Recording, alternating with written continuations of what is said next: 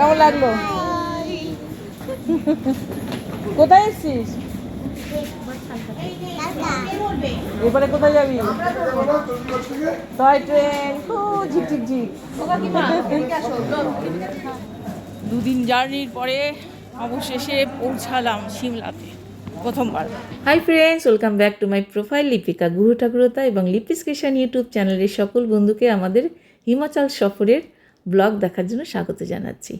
Barasat branch JP&JN এর tour and ট্রাভেলসের সাথে যে আমাদের যাত্রা শুরু হয়েছিল 8ই মার্চ, তার দুটো ব্লগ কিন্তু আমি ইতিমধ্যে তোমাদের সাথে শেয়ার করেছি। তোমরা দেখেছো অনেক ছবি, তার ব্লগ, অনেক কমেন্টস করেছো, সকলকে আন্তরিক ভালোবাসা এবং ধন্যবাদ জানাই।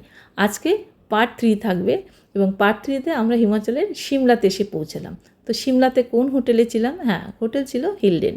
তো সেখানে কি করে গেলাম সেগুলো সমস্ত ছোট ছোট ক্লিপ দিয়ে শুরু করলাম। আর যারা আগে দেখোনি পার্ট 1 পার্ট 2 যদি দেখতে চাও, তার কমেন্ট সেকশনে আমি তার লিঙ্ক দিয়ে দেবো, তোমরা দেখে নিও।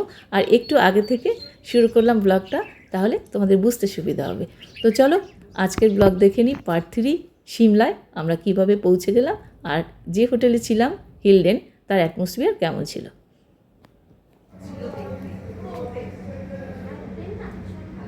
এখানে একটা ব্যালকনি রয়েছে আর সেখান থেকে এই যে পাহাড়ের ভিউ অসাধারণ। সত্যি মানে আমি পুরো সকাল, আমাদের 5:55-তে টয় ট্রেন ছিল আর প্রায় 11:30 এসে আমরা সিমলাতে পৌঁছেছি। পুরো জার্নিটা আমি জেগেই ছিলাম, একটু ঘুমোইনি। তার আগে 2টো রাত আমাদের ঘুম নেই। এই অপূর্ব সুন্দর প্রাকৃতিক সৌন্দর্য সত্যি আমি উপভোগ করেছি। আর যতটা পেরেছি মোবাইলে স্টোর রেখে আমি ভিডিও শেয়ার করেছি। এগুলো তোমাদের সাথে অলরেডি শেয়ার করা, তো একটুখানি ক্লিপ আগে থেকে শুরু করলাম। তো চলো এবার আমরা সিমলাতে পৌঁছে গেলাম প্ল্যাটফর্মে। তো এখানে দেখতেই পাচ্ছ আমরা ঢুকছি। আর এখানে দেখো লাল পাঞ্জাবি শালু কাপড়ের, তারা বয়স্ক ভীষণ এজেড পার্সেন্ট একজন, তারা কিন্তু এই যে দাঁড়িয়েছে কুলি। এরকম যতজন কুলি রয়েছে ম্যাক্সিমামই বয়স্ক। তো তারাই আমাদের এই লাগেজগুলো বয়েছিলেন। এবার আমরা লাগেজ নামিয়েছি।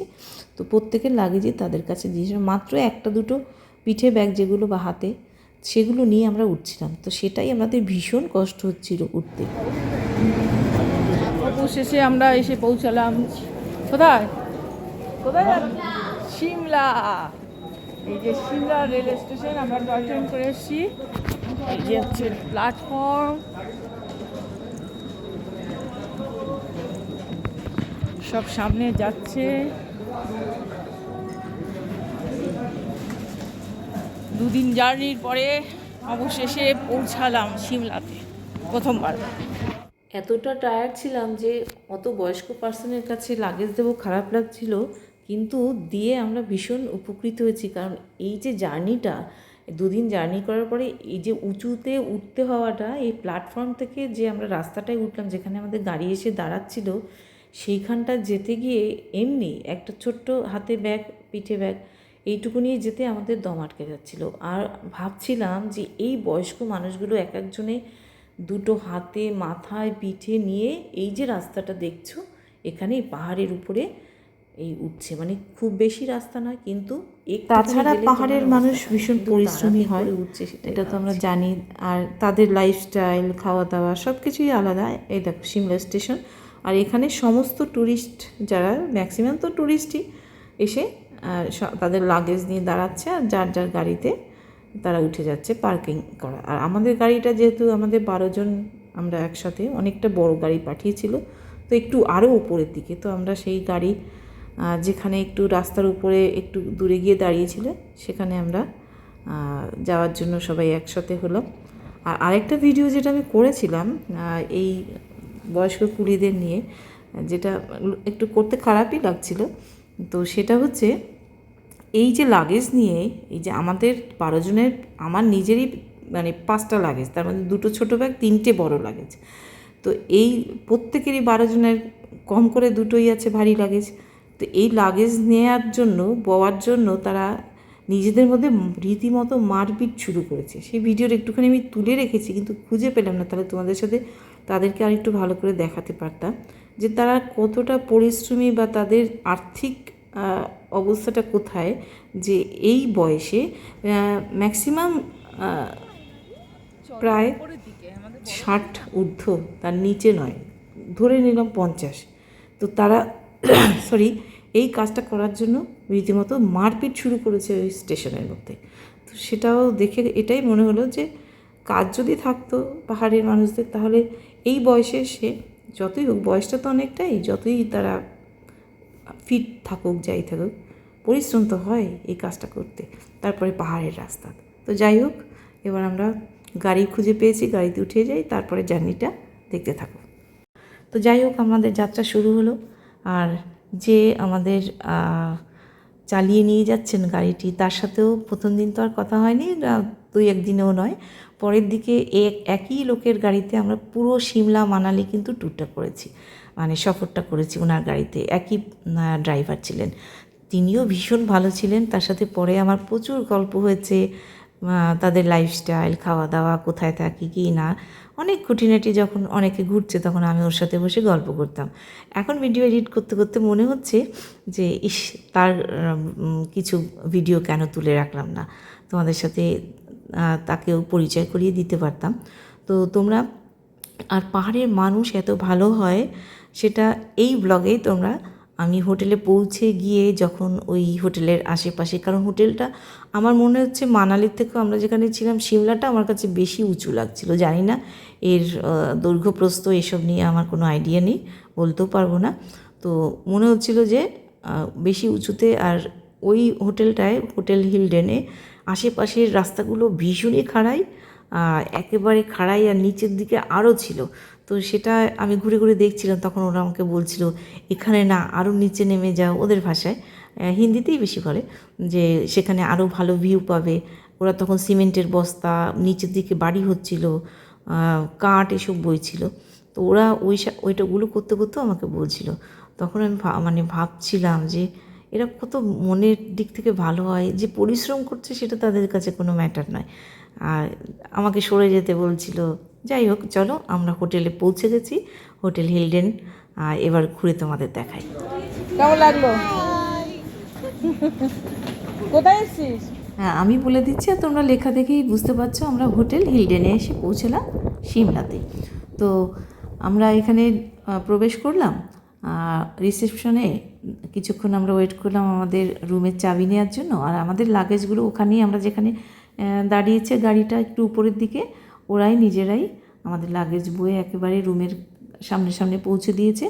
আমরা চাবি নিয়ে ভেতরে প্রবেশ করব, তার আগে আমরা এখানে একটু বিশ্রামও করে নিলাম। আর এতটা সুন্দর এরিয়া দেখে, ওই যে আমাদের হাই হ্যালো আর হচ্ছে ছবি তোলা, সবাই যে যার মতন ছবি তুলছে, বাড়িতে খবর দিচ্ছে যে আমরা পৌঁছে গেছি, এগুলো চলছিল। আর জায়গাটা দেখে তো ভীষণই পছন্দ হয়েছে। ওই দিনটা অতটা এনার্জি ছিল না, কিন্তু পরের দিনগুলোতে যখন সকালবেলা এখানে ব্রেকফাস্ট, চা এসব খেতে এসেছিলাম, বসে বসে কত সুন্দর লাগছিল, রোদের আলো আসছিল। দেখো কতটা জায়গা জুড়ে এই রেস্টুরেন্টটা রয়েছে, রেস্টুরেন্ট কাম রিসেপশন। আর এই সিঁড়ি দিয়ে উঠে গেলেই হচ্ছে যে যে ফ্লোরে ছিল তাদের রুমগুলো। তো আমাদের মোটামুটি একটা থার্ড ফ্লোর না সেকেন্ড ফ্লোরে আমাদের গেস্টরা ম্যাক্সিমামই ছিল, একজন 5th ফ্লোরে ছিল। তো এখানে বসে ছবি তুলেছিলাম। এই যে গাছটা দেখছো, এখানে বসে ছবিগুলো আছে, তোমাদের সাথে শেয়ার করব, বা আমাদের রুমের গেস্টদের রুমে, বা আমার রুমের ভিউগুলো এত সুন্দর, কি বলবো। দেখো সবাই ছবি তুলছিল, ভিডিও করছিল, ভীষণ ভালো লাগছিল এখানে বসে গান গাওয়া, বা মনের আনন্দে কিছু ছোটো ছোটো লেখাও তোমার লিখতে ভালো লাগবে। তো আমি একটুখানি বসে নিলাম, কারণ আমি তো শুধু দেখছি না, আমি তো তোমাদের জন্য এই যে ভিডিওগুলো করা, সেগুলোও আমার কাজ চলছিল। তো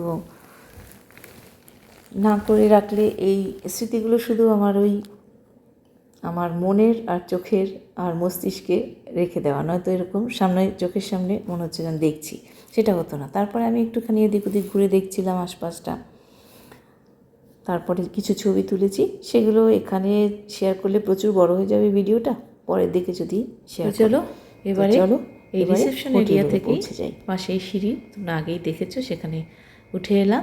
আমাদের 3rd ফ্লোর ছিল, লিফটও ছিল, তবে আমরা এমনি চলে এসেছি, আমাদের লাগেজ অলরেডি আগেই ঢুকে গেছে। তো চলো এবারে রুমগুলো দেখে নিই। তো আমি যে এখন ব্যালকনিতে এসে দাঁড়ালাম, এটা আমার বন্ধুদেরই একটা রুমের ভেতর থেকে এসে ওদের ব্যালকানিতে দাঁড়ালে পরে পাহাড়ের ভিউটা, যে পাহাড়ের গায়ে বাড়ি, পাহাড় সব কিছু দেখা যায়, সাথে পাখির ডাক এগুলো শুনতে পাচ্ছ কিন্তু তোমরা অল্প অল্প। আর দেখো মাথার উপরে সূর্যটা এমনভাবে রয়েছে যে রশ্মিগুলো, যে রেগুলো দেখতে পাচ্ছ পুরো চারিদিকে ছড়িয়ে রয়েছে। তখন ওখানে প্রায় 12টা সাড়ে 12টা বাজে, আমাদের এখানে যখন 7টা সাড়ে 7টা বাজে তখনও এত সুন্দর সূর্যরশ্মি তুমি কিন্তু দেখতে পাবে না, খুব কমই দেখা যায় সেটা। আর কিছু কথার আওয়াজে শুনতে পাচ্ছ, বন্ধুরা রেডি হবে, যেটা বললাম যে বিকেলে আমাদের এই সিমলা থেকে যে জায়গাগুলো আমরা দর্শন করব সেগুলো দেখার জন্য তারা প্রস্তুতি নিচ্ছিল। ভিউটা দেখার পরে এবারে চলে যাব আমাদের রুমগুলো থেকে কীরকম বাইরের দৃশ্য দেখা যায় সেটা ছিল একেবারে রিসেপশন এরিয়া রাস্তার দিকে। সেখানে লোকালয় বলতে লোকজন পাহাড়ের গায়ে খুবই কম যাতায়াত করে, দিনের বেলাতেও, রাতে তো একদমই নয়, সন্ধ্যা থেকেই একেবারে শুনশান। তো আমি অনেক চেষ্টা করছিলাম, যেহেতু গ্রিল দিয়ে ঘেরা ব্যালকানিটা, তার ফাঁক দিয়ে যতটা সম্ভব বাইরের দৃশ্যগুলো নেওয়া যায়। তো আমাদের গেস্টদের কথার আওয়াজ শুনতে পাচ্ছ, সবাই এত পরিশ্রমের পরে যে যার জিনিসপত্র গুছিয়ে গাছিয়ে রাখা, এগুলো পরে আবার বিকেলবেলায় আমাদের বেরোতে হবে, সেগুলো ঠিকঠাক করা হচ্ছিল। তো চলো এবারে এখানে একটু ভিউটা দেখে নিয়ে আমরা একই সাথে দেখে নেব আমার রুম থেকে রাতের ভিউটা কেমন ছিল। ওদের যেমন পাহাড়ের গায়ে বাড়ি ঘর গাছপালা এগুলো দেখা যাচ্ছে, আমার রুম থেকে রাস্তা এবং তার পাশে যে পাইন গাছ বা লোকালয় যাতায়াত করছে মানুষজন, সেগুলো দেখতে পাবে। তো প্রত্যেক ফ্লোরে এরকম সিটিং এরিয়া রয়েছে। তো এখানে তখন গেস্ট বসেছিল, আমাদের সাথে যারা ছিলেন সফর করছিলেন তারা প্রত্যেকে চলে গেছে, এবার আমার রুমে প্রবেশ করছি। আমাদের হোটেল রুম নাম্বার হচ্ছে 304, হোটেল হিলডেন, এটা সিমলাতে আমাদের রুম। এখানে রয়েছে ডাবল শেয়ারিং বেড, যেখানে পল্লবী আর আমি ছিলাম। তারপরে ভিউটা দেখি। ডিনার রয়েছে এখানে। আমাদের লাগেজ অলরেডি আমাদের কাছে, কারণ অনেক জার্নি করে এসেছি, সেই জন্য পরে একটু ভিডিওটা নিয়েছি। এখানে সুন্দর একটা বারান্দা রয়েছে, এটা পর্দাটাকে সরালেও দেখতে পাই যাচ্ছে, হ্যাঁ। আর এখানে সিটকানিটা দেওয়া রয়েছে, খুব সুন্দর ভিউটা দেখতে পাচ্ছ।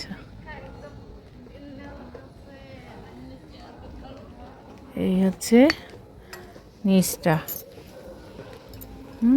খুব সুন্দর একটা গাছ রয়েছে, পাইন গাছ,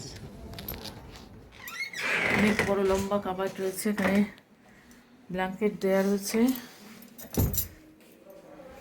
ওপাশে আমাদের গেস্ট রয়েছে 303-এ, আমরা 304-এ রয়েছি। এটা ওয়াশরুম। পল্লবী ঘোরাফেরা করছে, তৈরি হয়ে গেছে মোটামুটি। আর দেখো রাতে কি সুন্দর লাগছে, পাহাড়ের প্রত্যেকটা বাড়িতে যেরকম আর কি আলো জ্বলছে, সেগুলো দেখতে ভীষণ ভালো লাগে কিন্তু। তো আশা করছি তোমাদেরও ভালো লাগছে, আর সম্পূর্ণ ভিডিওটা দেখলেই এসব দেখতে পাবে, কারণ পাহাড়ের দিনের ভিউ আর রাতের দৃশ্যটা একেবারেই আলাদা থাকে, লাইট জ্বলে চারিদিক, সেটা অন্যরকম লাগে। তো এবারে সকালবেলাতে আমরা পরের দিন বেরোবো সাইট সিন করতে, কোথায় কোথায় যাবো সেগুলো পরের ভিডিওতে আসবে। আর ব্রেকফাস্টে নেমে এলাম, তো সবাই ভীষণ ব্যস্ত, ব্রেকফাস্ট করে আমরা বেরিয়ে পড়বো। তো এখানের খাওয়া দাওয়া, লাঞ্চ, ডিনার, ব্রেকফাস্ট কেমন ছিল সেগুলো তোমাদের সাথে পরের ভিডিওতে শেয়ার করব। আর এখান থেকে আমরা কোন কোন জায়গা সিমলার ঘুরে দেখেছি সেটাও নেক্সট ভিডিওতে আসবে, 4th এপিসোডে বা 4th পার্টে। আর আজকে এখানের যে হোটেল হিলডেনের আশেপাশের মানুষজনের সাথে যে আমার কথা হয়েছে, তাদের ব্যবহার দেখে আমার মনে হচ্ছে তারা ভীষণ ভালো মনের মানুষ, সেগুলোর একটু একটু ঝলক তোমাদের সাথে এই ভিডিওতে দেখাবো। আর তারপরে আজকের এই ভিডিওটা শেষ করব। তো দেখতে থাকো হোটেল হিলডেন সিমলাতে আমাদের এই জার্নি। তো প্রত্যেকেই তাদের নিজেদের পছন্দের ব্রেকফাস্ট নিয়ে নিচ্ছিল, আমিও নিলাম। সত্যি এটা বলার অপেক্ষাই রাখে না যে হিমাচলে আমাদের যে জেপিএন জেনের সাথে সফর ছিল, তার খাওয়া দাওয়া এভরিথিং অসাধারণ ছিল। প্রত্যেকটা সবই নিয়েছে একটু একটু করে। ব্রেডটা নিয়ে আমার হচ্ছে এটা, বাকিটা না হয় নাইবা বললাম, পরের এপিসোডে দেখো। আর এখানে যে ছবিগুলো তুলেছি চা খেতে খেতে, আর সেগুলো এখন দেখছি, তখন এখন ভাবছি ব্রেকফাস্ট কি হয়েছে, চলছে কি কি নিয়েছি, জ্যাম আর ব্রেড, আর করি, পাস্তা আর আচার, আর লাকি আছে। আচ্ছা, আমিও বেশি সাদা হয়ে গেছে, ভীষণ জমে গেছে। এবার আমি চাই, আমি এবার শুনবো দুটো লাইন কেন লিখলাম না, কিছু গান কেন করে ভিডিও করলাম না। কিন্তু এই যে একটা ছোট্ট আমাদের সাথে পিচ্চি ছিল, তার সাথে ঘুরে বেরিয়েছি এই জায়গাগুলোতে, অনেক ভিডিও করেছি, ওখানকার মানুষের সাথে কথা বলেছি। সেগুলো দেখতে দেখতে আজকের ব্লগটি শেষ করব। তো চলো সেগুলো দেখো, আর তোমাদের দেখে কেমন লাগলো সেটা জানার জন্য কিন্তু আমি অধীর আগ্রহে বসে থাকি। ছবি একটা দিয়ে পোস্ট করাটা খুবই সহজ, কিন্তু এই যে ছোট্ট ছোট্ট ক্লিপগুলো আমি তুলেছি সেগুলোকে কেটে জুড়ে একটা লম্বা ভিডিও ব্লগ বানানো, সেটা অনেকটা খাটনি। 2-3টে দিনও লেগে যাচ্ছে, কারণ প্রচুর কাজ থাকে, তার মধ্যেই আমাদের সবটা করতে হয়। তো সেই জন্য তোমরা যদি একটু কমেন্টস করো, দেখো দেখে ভালো লাগছে খারাপ লাগছে যেটাই হোক, তো আমার ভীষণ ভালো লাগবে। আর তোমরা না করলেও আমি ভিডিওগুলো ব্লগগুলো করব, কারণ এগুলো আমার কাছে রেখে দেবো। আমি ভাবছি বয়স হয়ে গেলে তখন এগুলো দেখে আমি সময় কাটাবো। হ্যাঁ, বয়স এখনও হয়ে গেছে, কিন্তু এটা ভাবছি যখন যদি বৃদ্ধ বয়সে একেবারে একা একা থাকি, কোথাও যেতে না পারি, তখন কি করব। এই দেখো এখানে বসে চা খাচ্ছিলাম, ভাবছিলাম, ছবি তুলছিলাম, অসাধারণ। তোমরাও ঘুরে আসতে পারো, আর জেপিএন জেনের সাথে যোগাযোগ করতে পারো যদি আমার ব্লগ দেখে তোমাদের ভালো লেগে থাকে। জানাতে পারো, আমাকে কন্ট্যাক্ট করতে পারো, বা ওদের নাম্বার চাইলে ওদের সাথেও যোগাযোগ করে তোমরা ঘুরতে বেড়াতে যেতেই পারো। তো দেখতেই পাচ্ছ চা খেতে খেতে এই বাইরের দৃশ্য উপভোগ করছিলাম। একটা সুন্দর গাছ ছিল পাশে, আর সেটা এই রিসেপশন এরিয়ার রেস্টুরেন্টে থেকে বসে বসে দেখতে দেখতে চা খাওয়া, ভাবনা চিন্তায় থাকা, সুন্দর সুন্দর, অবশ্যই অন্যরকম ফিলিংস। পাহাড়ের সমস্ত দৃশ্যই তো সুন্দর। তো এখানে বসে যখন চা খাচ্ছিলাম, বা আমার রুমের ব্যালকনিতে এসে দাঁড়ালে পরে বাইরে সুন্দর সুন্দর অনেকগুলো বাড়ি দেখা যায়। তার মধ্যে একটা বাড়ি দেখো সামনেতেই রয়েছে। এখানের সেকেন্ড ফ্লোর আর ফার্স্ট ফ্লোরের সামনে অনেকটা ফাঁকা জায়গা, আর সেখানে সুন্দর বাগান, যদিও এখান থেকে বাগানটি তো পরে জানলাম যে এই যে বাড়িটি রয়েছে সেটা এই হোটেলের যে ওনার নিজে তো দেখে তারই। এবার এই যে ছোট্ট পিচ্চি আমাদের সব থেকে বয়স্ক মানুষ ছিলেন আমাদের, তার সাথে আমি যখন এই হোটেলের বাইরে আবার একটু ঘুরে বেড়াচ্ছিলাম, ওর সাথে একটু দুষ্টুমি করা, একটু ছবি তোলা। তারপরে এখানে এসে এখানকার মানুষজনের কাজ চলছিল, বললাম না যে কাঠ বইছে, মহিলা পুরুষ সবাই। তো ওরাই তখন বলছিল এখানে নেমে যাও, আর একটু নেমে গিয়ে ছবি করো, ভিডিও করো, বেশি সুন্দর আসবে। তো নামতে তো পারা যায়, ওঠার সময় তো দম আটকে আসবে। ওদের পিঠে বস্তা নিয়ে যাচ্ছে, তাতে ওদের কষ্ট হচ্ছে না, আর আমি একটুখানি এদিক ওদিক করছি, আমি হাঁপিয়ে যাচ্ছিলাম। সেই জন্য আমি বললাম না, দরকার নেই। মনে মনে ভাবছি নেমে তো যেতে পারবো, পরে ওঠার সময় আমার অনেক কষ্ট হবে। তো সেই জন্য আর নামিনি, উপরের দিকটাতেই উঠে উঠে একটুখানি দেখছিলাম, ছবি তুলছিলাম। এই করে ওই সকালটা সবাই যাতে রেডি হয়ে একসাথে আসবে, তার ফাঁকে আমি এই ভিডিওগুলো করে নিলাম। ওদের ভাষায় ওরা কথা বলছিল, কেউ স্কুলে যাচ্ছিল বাচ্চাকে নিয়ে, আবার কেউ ফিরছিল, সবগুলোই দেখছিলাম। তো সবার সাথে কথা বলতে ইচ্ছে করছিল। আমার তো একটা সমস্যা বিরাট, যে আমি বাংলা ছাড়া আর কোনো ভাষাই বলতে পারি না ঠিকঠাক করে। সেই জন্য হয়তো একটা কিছু বোঝাতে গিয়ে আমার দম বেরিয়ে যাবে, তারপরে আসল বিষয়বস্তু কিছুই তারা বুঝে উঠতে পারবে না। সেই ভয়ে অনেক কিছু ওদের সাথে কথা বলার থাকলেও বলতাম না, টুকটাক ওই একটা দুটোতে যতটা বোঝানো যায় বা জিজ্ঞেস করতে পারি। এই তো এই ছিল আমার হোটেল হিলডেনের আশেপাশে সমস্ত ঘুরে দেখা, কিছু তোমাদের সাথে শেয়ার করলাম তার ব্লগ। আর এরপরে পার্ট 4-এ তোমরা দেখতে পাবে যে এই হোটেল হিলডেনে আমাদের যেটা বললাম লাঞ্চ খাওয়া দাওয়া যেগুলো শেয়ার করিনি, আর এখানে যে জায়গাগুলো দর্শনীয় জায়গাগুলো ভিজিট করেছি সেগুলোর কিছু অংশ তোমাদের সাথে শেয়ার করব। তো বলছিলাম না যে নিচের দিকে নেমে যাওয়ার কথা বলছিল, এই যে কেউ মাথায় ওই উপর থেকে বালির বস্তা নিয়ে নামছিল, বয়স্ক বয়স্ক লোক, মহিলা, ওই যে একজন দেখলি মহিলা মাথায় কার্ড নিয়ে, কারণ নিচের দিকে বাড়ি হচ্ছিল। তো তোমাদের কেমন লাগলো আমার এই হিমাচল সফরের সিমলাতে যে জার্নি করলাম তার কিছুটা অংশ তুলে ধরলাম এই ব্লগে। আর নেক্সট ব্লগে বাকিটা রাখবো।